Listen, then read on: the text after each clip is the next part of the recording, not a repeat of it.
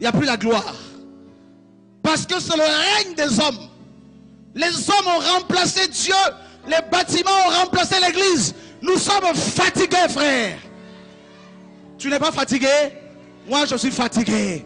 On nous présente un Dieu médiocre. Un Dieu qui ne sauve plus. Un Dieu qui ne guérit plus. Un Dieu qui ne restaure plus. Mais le Dieu de la Bible n'est pas le Dieu qu'on nous présente actuellement.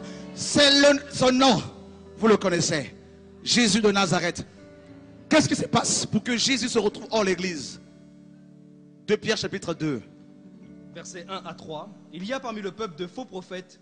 Il y aura de même parmi vous de faux docteurs qui introduiront sournoisement des sectes pernicieuses et qui, reniant le maître qui les a rachetés, attireront sur eux une ruine soudaine. Le mot secte ici en grec signifie capturer les gens, les empêcher d'évoluer, les empêcher de devenir grands, les empêcher de rentrer dans leur ministère, dans leur appel, d'exceller dans la vie, les embrigader, les emprisonner dans des systèmes babyloniens. Verset 2.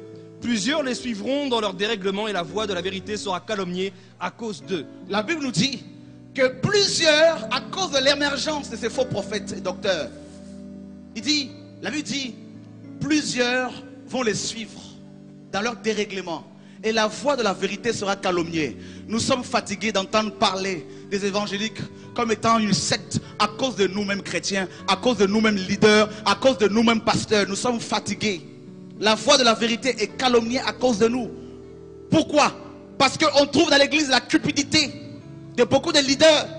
On fait des séminaires où on dit aux gens, des séminaires payants, des enseignements bibliques payants. Frère, je vais sur les sites internet, des fois je vois des gens qui font des séminaires de formation biblique à 500 €.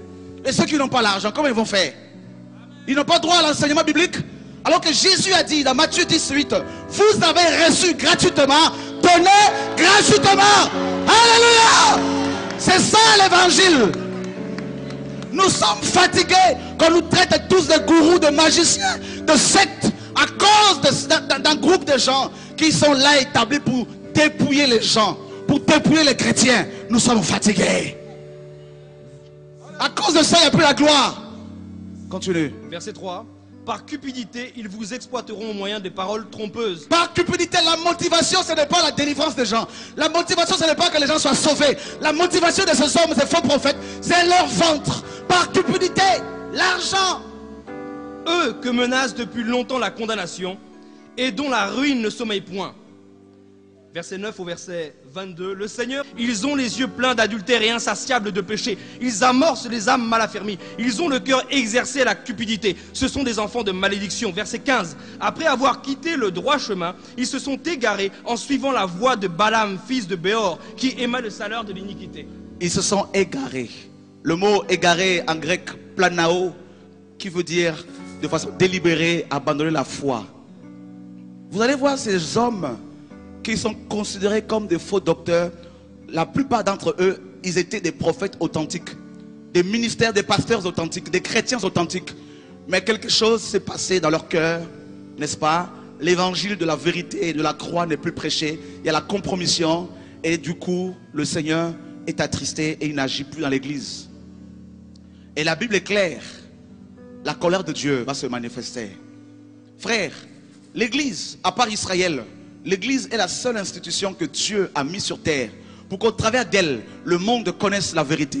Pour qu'au travers d'elle, le royaume de Dieu se manifeste. Mais cette église, malheureusement, qui devait manifester la gloire de Dieu, elle est devenue un obstacle à la conversion des gens.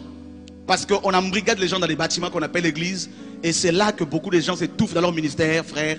L'église est malade à cause de cela. Et nous devons, frère, si vous aimez la vérité, revenir à la parole. Voilà pourquoi Dieu, en ce temps de la fin, je le crois, il est en train de susciter une race d'hommes et femmes qui vont se lever pour parler à cette génération, pour parler à la réforme, pour la réformation de l'église. L'église a besoin d'être réformée, de revenir à la parole, parce que la parole, il n'y a que elle qui peut nous libérer, frère. Nous sommes fatigués qu'on nous présente des séminaires et des guérisons miracles. Les gens entrent là-bas aveugles, ils ressortent doublement aveugles. Nous sommes fatigués qu'on nous présente un Dieu médiocre. Le Dieu de la Bible n'a pas changé.